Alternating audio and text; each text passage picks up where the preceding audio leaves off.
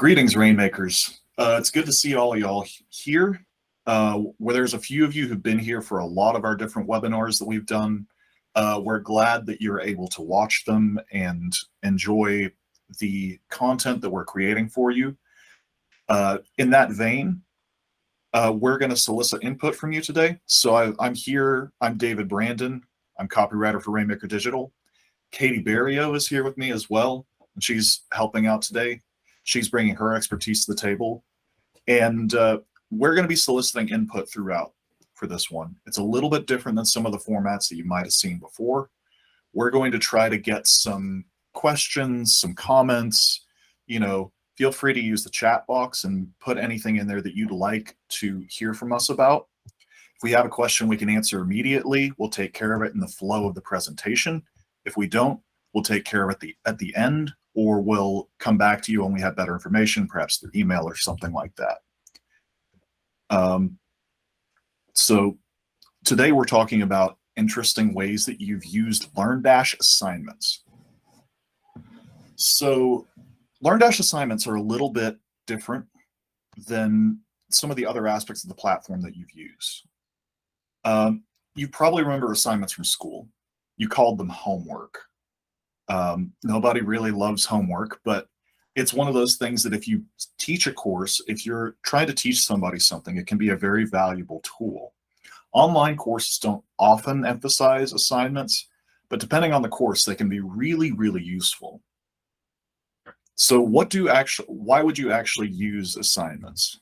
Let's take a look at that here. So the purposes of an assignment would be, number one, to check on student progress. So if you have a course where you want to see whether the student's progressing at the speed that you'd like, whether they're learning the things that you'd like them to learn, and that is an important part of the course, that's one reason. Another reason is to increase course engagement. So if you want people to, actually engage with the information instead of just, reading through it or watching the slides or the videos or whatever that you've prepared, that's something that can be really helpful. I mean, I know I've done a lot of courses over the course of my life, no pun intended. I know how easy it can be to kind of like switch off your brain while you're going, just let the information come in. So getting people engaged is another benefit. The third thing is to show application of the knowledge and not just absorption. Because the reason that we're putting this course out is to give them useful information, right? To give them something that they can create with and learn with and inculcate into their own lives or work or whatever. So the third thing is to show application of the information, not just absorption. That's why you'd use assignments. Now, bear in mind with this, there is a pitfall for us on the other end, the people creating the assignments. The big pitfall is it takes time and effort to look at and grade an assignment. There are ways around this, and there are ways to limit that time spent and make sure that you don't overburden yourself. We'll take a look at those over the course of this webinar as well. But today, we're going to cover three major components.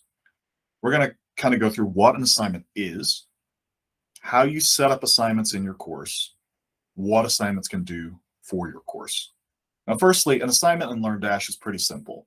It's a file uploaded by a student that serves one of the purposes that we talked about above.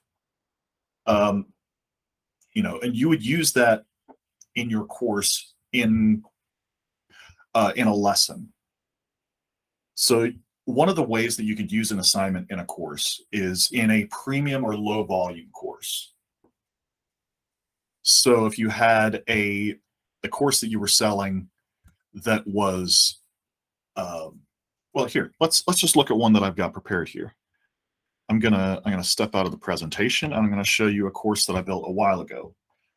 So we're gonna go here, and as always, LearnDash. If you want to turn it on, you go over here to features, and then you turn it on in the modules and add-on section.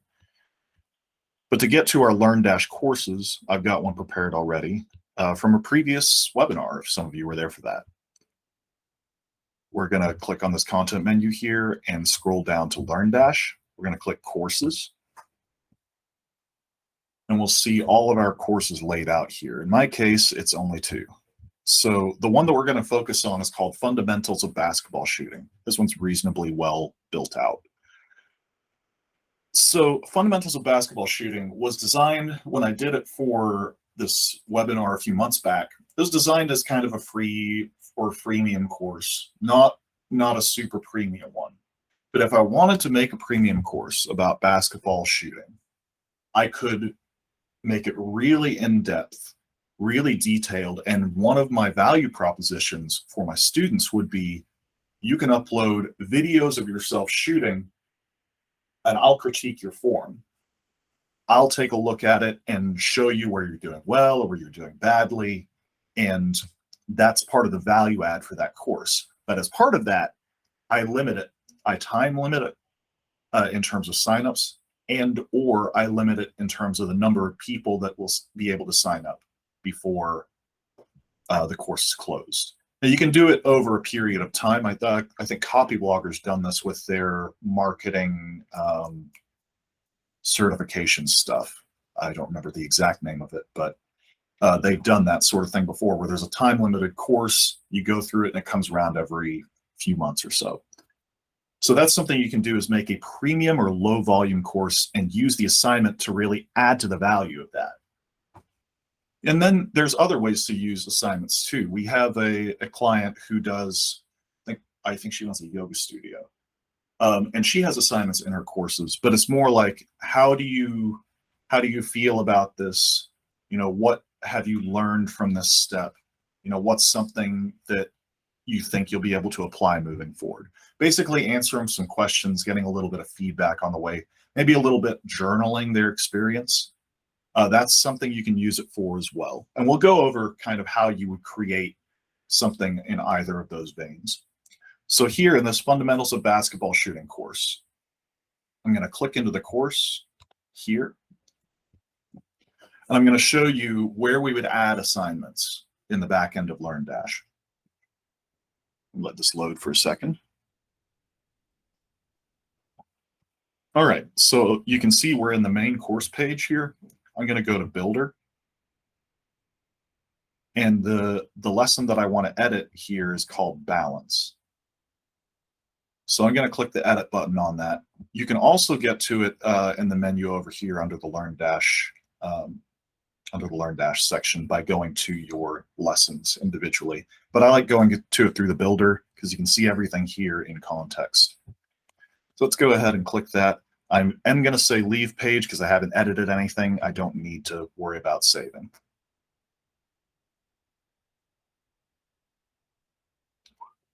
So here we're in the Balance page. So this is about the first step of basketball shooting. I don't know, how many of you play basketball or whatever, but one of the main steps is to be fully balanced. So I say, okay, for this course, I want people to submit an assignment. I want them to submit a video of themselves in their shooting stance so that I can check whether they look like they're balanced.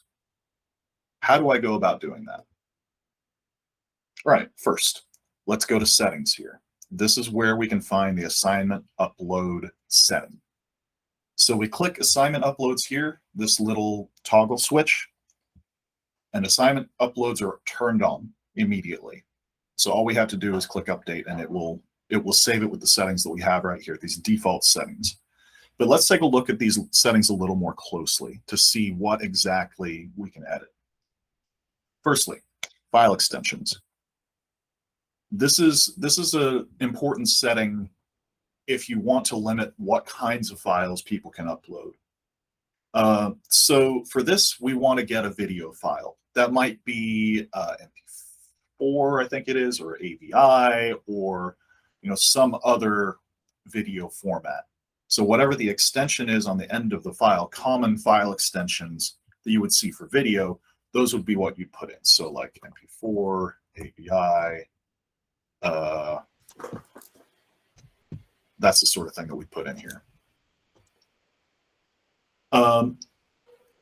You could do, video is only one example. You could do documents, so like a Word document or a spreadsheet, something like that. You could set it to be like doc docx, txt, rtf, that sort of thing.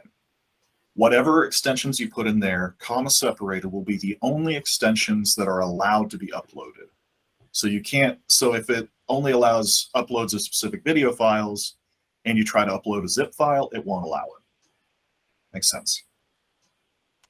Next. And if I can just add something real quick on that, David, I believe if you leave that empty, then you're not limiting the files. So you don't have to define the type of file for upload, but it is, if you do want to limit that, then you can add in what you want to define that as.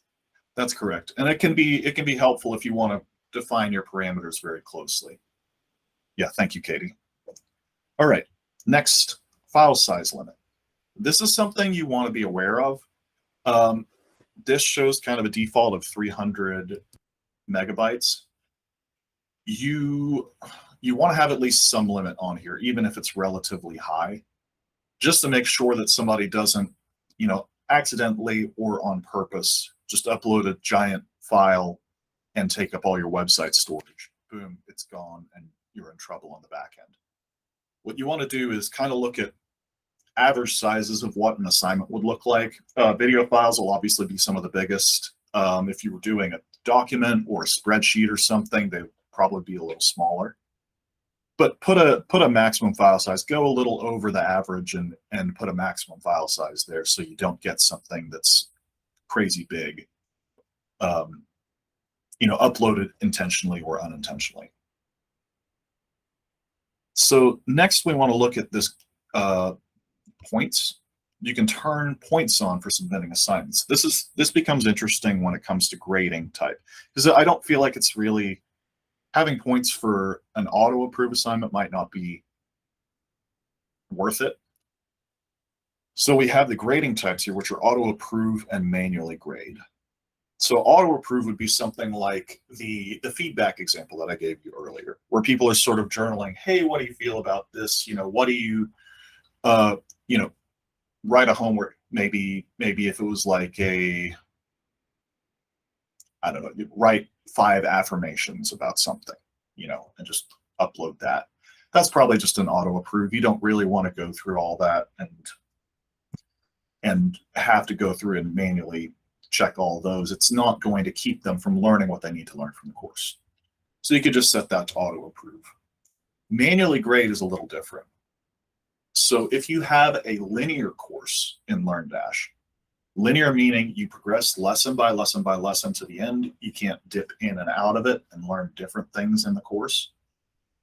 If you have a linear course and you set manually grade, the student will not be able to move on until the assignment is graded. That means an administrator or a group leader needs to approve and grade that assignment. Now, if you don't have points turned on, it's just a pass or fail. But you could put a number of points. I'm just going to put 100 points here. I feel like that's an easy one. You can limit here the number of uploaded files, and you can say, yes, allow the student to delete a file before it's been graded. So they upload the wrong file. Oops, got the wrong file. If I've got a 1 file maximum and they can't delete the file, it's email time, which can slow things down. So I think file deletion here is generally a good idea. Let's make sure I'm in the right place on my notes. There we go. So why would you manually grade? The main reason why you would manually grade is if you want to put checkpoints in a course.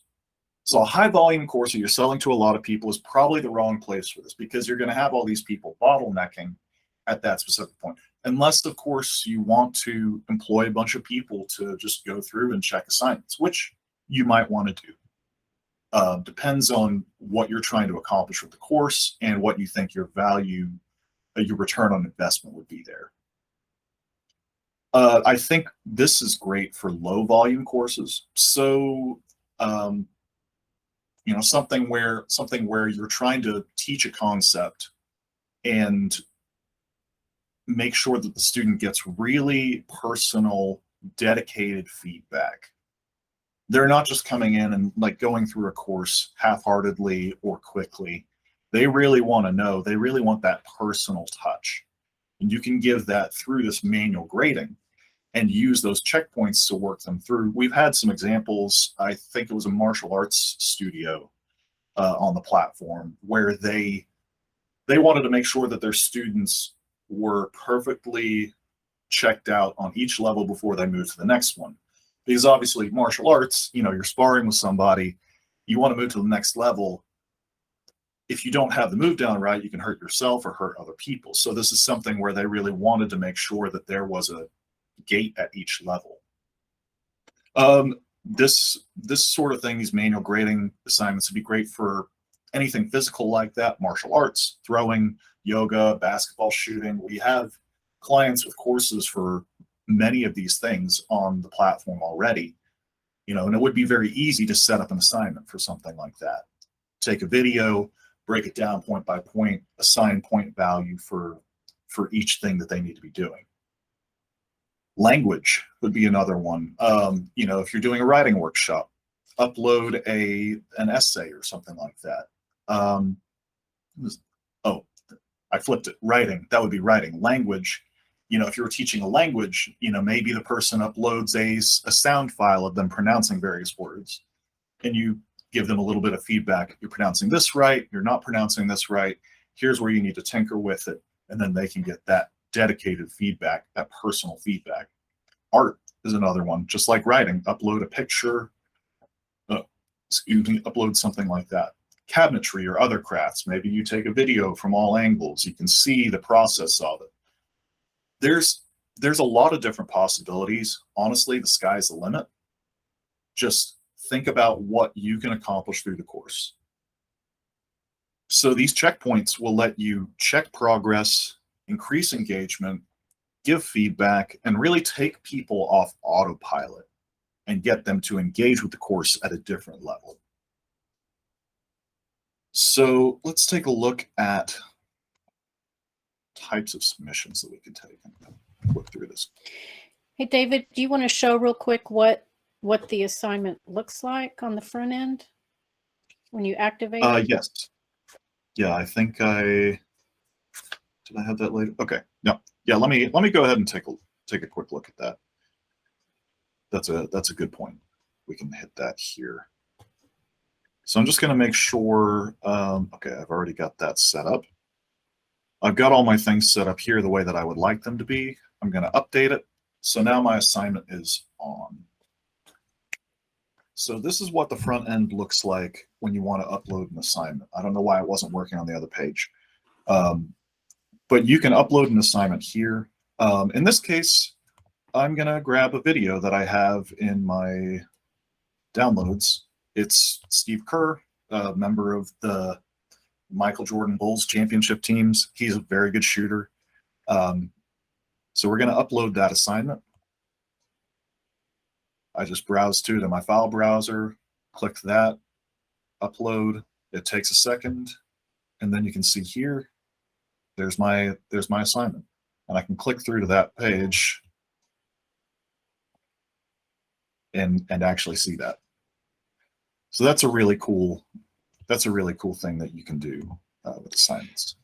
And I will add that the way that the assignment looks on your page, on your lesson, is going to vary based upon your theme. So the way the style looked on David's site was based upon the theme he's using. If I were to show you an assignment on my test site that's using a completely different theme, then it's going to have a different look. But they all provide the ability to browse for a file on your desktop and then upload that file.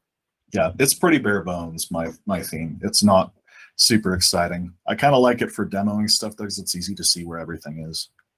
But yeah, this is the assignment page itself. You can leave comments. The student can leave comments. And this page is invisible to anyone who's not logged in. I tried to get into it on a non-logged in browser, and you can't do it. So it's definitely a useful tool for students and something that they can access on the back end, and you can access on the back end too. And I'll go through how we can, approve these assignments and deal with them in just a minute. But first, I want to talk about the steps that you want to take when you're creating an assignment. So the first thing you need to ask is, should you even use an assignment in your course? You need to ask yourself, why do my students need this? Does it serve a purpose for them? What do I want my students to learn? How does this assignment support that? Does it support that? Does this assignment work effectively online? Some assignments work really well in person. Others work well online. Some of them work well for both. You need to figure out whether it's actually feasible online. And there may be some trial and error to this. My brother's teacher, he's done some online school stuff with his students, and they've had to adjust, as time goes on, because some stuff doesn't work well online. Decide what points you're looking for in the assignment. What do you want them to put across to you? What do you want them to have taken away from the course? And what do you want them to show in the assignment? And finally, how am I going to provide feedback to the student? So going through point by point, the points that you said you were looking for, and evaluating based on that is a good rubric to use. You could leave a comment on the page, as we showed, kind of that comment field. You could send an email. You obviously have their email address because they've signed up for your course. There's a couple different ways you could do it. These are the questions you need to ask first before deciding if you even want to use an assignment. And then you need to actually create it. So what I'm going to do here is I'm going to go back to our original course page here and show you. I wrote up a little brief description here of what I would do for an assignment.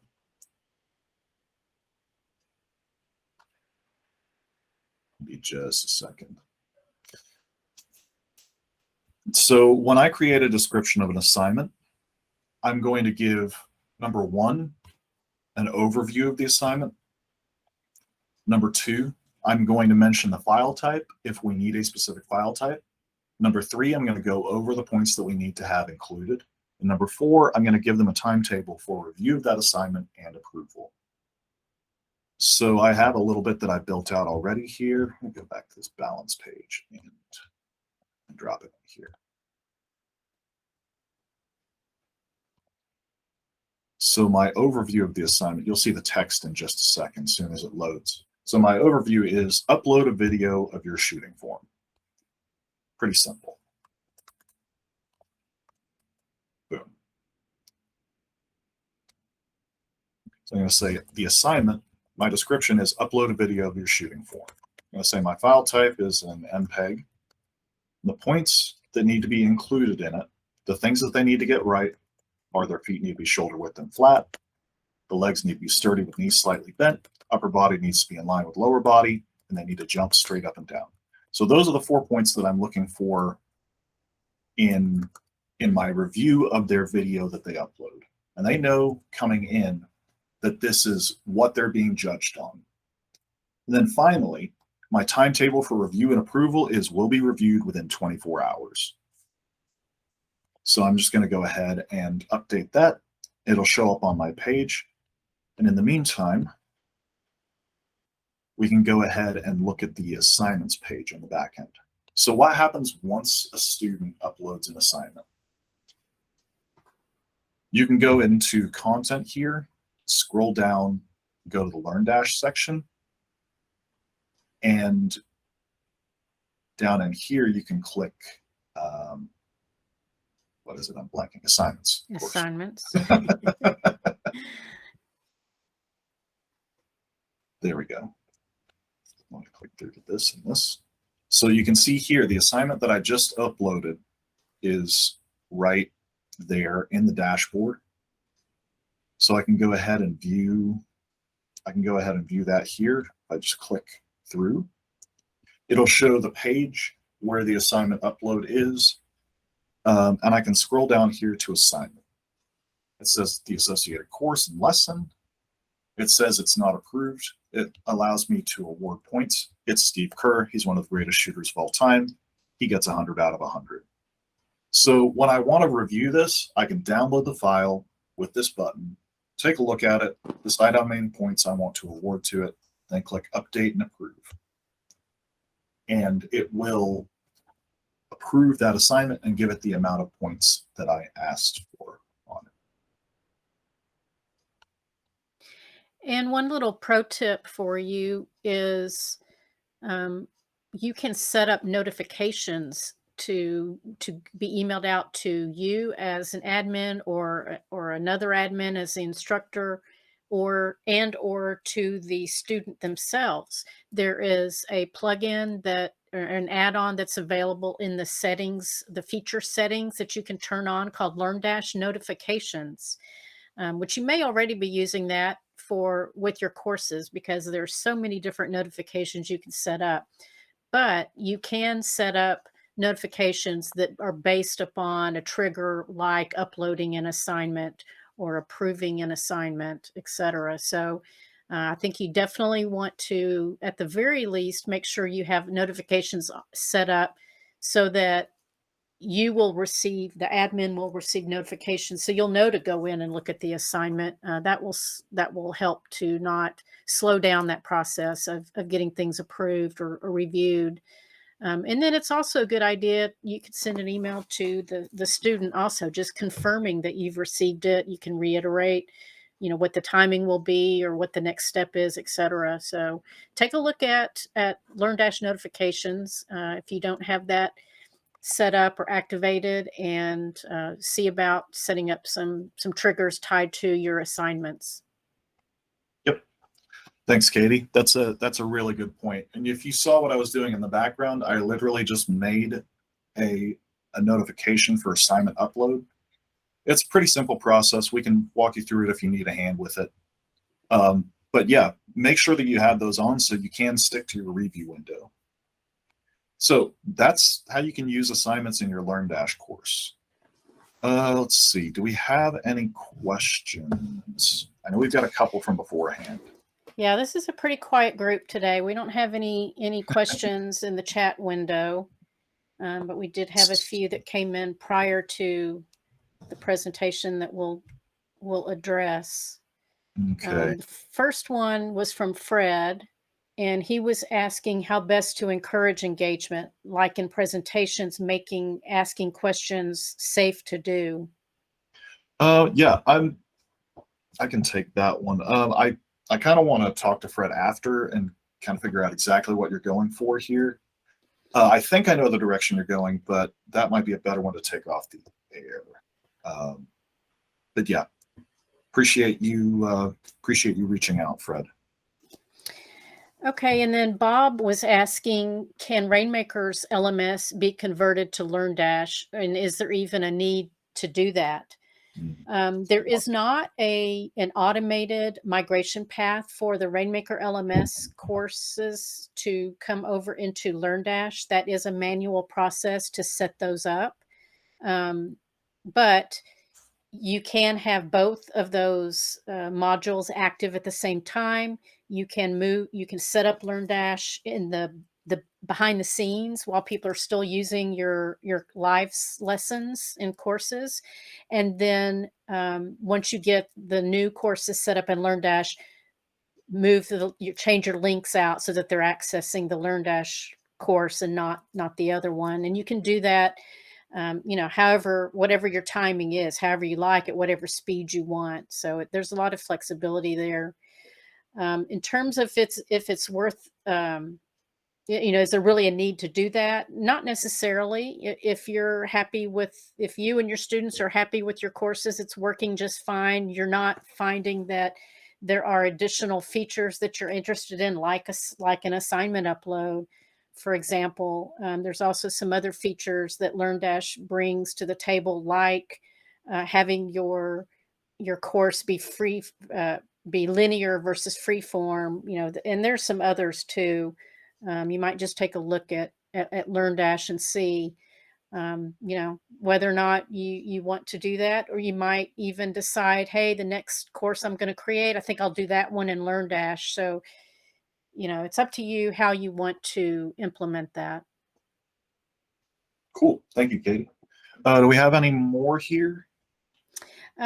Maria was asking about assignments. She's not been using assignments with her courses, and she was just wanting to hear what which teachers are using them, what they have to say about them. Do students benefit from them? Are they worth the effort for the teacher? Yeah, I can answer that. I mean, it does really kind of depend on the course, on the material, on the industry that you're in, and on the teacher. Like I said earlier, my brother has taught a number of online classes at the school that he works at, and it's obviously a little bit different than selling a course online, but they definitely can be worth the effort if you have the time on the back end to use them effectively. So I'm going to reiterate it again. I think I've said it 3 or 4 times this webinar. I think there's a great opportunity for a lot of people with courses in the idea of a premium course, where you're selling that personal attention, that personal feedback that they don't necessarily get through your regular courses. Students absolutely benefit from that. I think anyone who's taught anything can tell you that. Not everybody learns the same way, and having a yardstick to measure yourself against, as opposed to going through a course and not getting any feedback until you try to apply it. If you can have a yardstick to measure against, that really does help. So yes, they can be worth the effort. You need to decide based on your time available, your resources available, and what your students are looking for, whether it's actually worth it for your situation. But yeah, in your case, Maria, actually, there's a couple ways you might be able to use it. I mean, I mentioned earlier with languages, having somebody specifically, I mean, because you've got the language teaching, you could do something where somebody uploads an audio file or a video file and you critique their pronunciation, and tell them, okay, here's, what you're doing right, here's what you're doing wrong. And it can be asynchronous. So maybe you might do something with somebody where you're in a Skype or Zoom call, but this allows you to free up your time a little more because it can be asynchronous.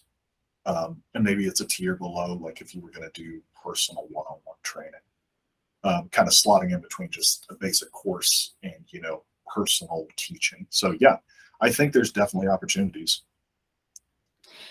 And we did have a question come in our chat. Oh, cool. Steve was asking regarding the conversion from Rainmaker LMS over to LearnDash, if that's something that Rainmaker Digital Services can help with. And the answer to that is yes, absolutely. We can do that. We've done that for a number of sites, a number of our customers. Mm-hmm. It would be a custom project. So we would just need to talk with you, look at what courses you're wanting help with us setting up, and see how much, what volume of content we're talking about. And then we would provide a proposal to do that. It's also possible that if you want help with it, but you don't want to necessarily have us do the whole thing, maybe it's a timing issue, maybe it's a budget issue. We have had instances where we worked with people to set up kind of the framework for the course, and then they went in and actually put in all the content. So once we had all the settings in place, all the course, the modules, the lessons, the framework of it in place, and then all they had to do was go in and just transfer the content over. So definitely reach out to us if you're interested in getting some help. Yeah, that's great. Thank you, Katie. And I don't see any other questions. Okay, so if we don't have any other questions, we're a little over time, but it's been great being here with you. Thanks for tuning in. Thanks for checking out this webinar. We hope it's been useful to you. See y'all. Yep. Thanks, everybody. Bye-bye. Bye now.